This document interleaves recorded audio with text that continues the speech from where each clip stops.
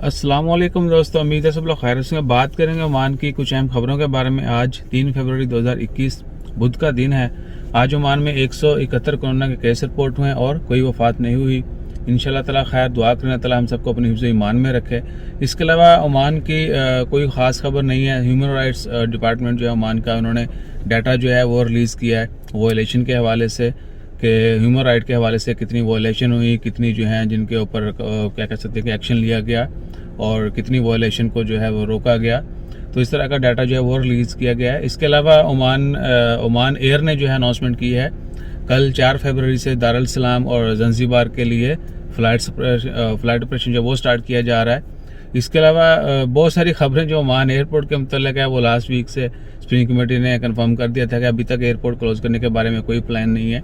इसके अलावा Saudi Arabia ने, आपको पता होगा कि एयरपोर्ट जो है फ्लाइट ऑपरेशन जो है वो सस्पेंड कर दिया 20 ममालिक से, जिनमें यूएई, इंडिया, पाकिस्तान, इसके अलावा UK, European mostly Scandinavian countries जो हैं वहाँ की तमाम फ़्लाइट जो हैं वो मुअत्तल कर दी गई हैं अगले नोटिस तक।